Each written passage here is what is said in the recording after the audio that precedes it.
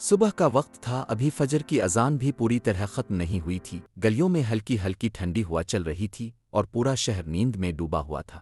لیکن ایک چھوٹے سے کچے گھر کے اندر ایک کمزور سا آدمی آہستہ آہستہ اپنی چارپائی سے اٹھ رہا تھا۔ یہ رحیم تھا، ایک رکشہ چلانے والا، جس کی کمر وقت سے پہلے جھک چکی تھی اور ہاتھوں کی لکیریں مسلسل محنت سے کھردری ہو چکی تھیں، مگر اس کی آنکھوں میں آج بھی ایک چمک تھی، امید کی چمک، کیونکہ اس کی زندگی کا صرف ایک ہی خواب تھا، اس کا بیٹا علی۔ وہ آہستگی سے اٹھا تاکہ بیٹے کی نیند خراب نہ ہو، پرانی سی قمیض پہنی، جوتے ہاتھ میں اٹھائے اور باہر نکلنے سے پہلے ایک لمحے کے لیے پلٹ کر اپنے سوتے ہوئے بیٹے کو دیکھا۔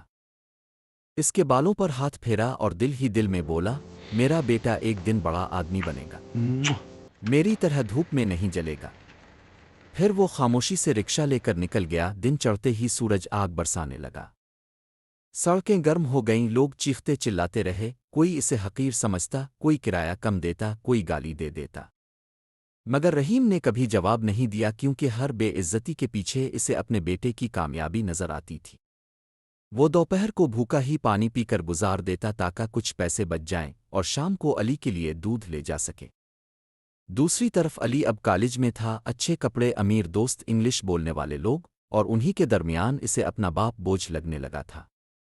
جب بھی کوئی پوچھتا تمہارے ابو کیا کرتے ہیں، تو وہ جھوٹ بول دیتا کہ بزنس کرتے ہیں۔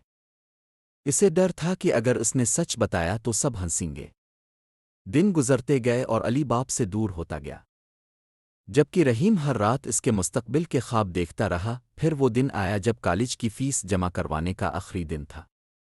رحیم نے پوری رات اضافی محنت کی بخار میں بھی رکشہ چلایا، حتیٰ کہ اپنے جسم کا ایک گردہ بیچ دیا تاکہ بیٹے کی پڑھائی نہ خراب ہو۔ اور اگلی صبح وہ پسینے میں شرابور پٹی ہوئی قمیض میں کانپتے ہاتھوں سے پیسوں کی تھیلی پکڑے کالج پہنچا اور پیار سے آواز دی، علی بیٹا یہ تمہاری فیس۔ مگر علی کے امیر دوست ہنسنے لگے اور پوچھنے لگے، یہ رکشہ والا کون ہے؟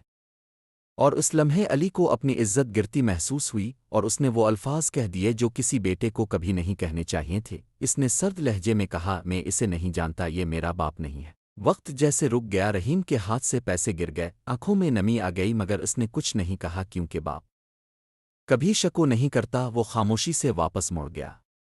اور ادھر علی کو بعد میں پتہ چلا کہ اس کی فیس اس کے باپ نے اپنی کڈنی بیچ کر دی ہے۔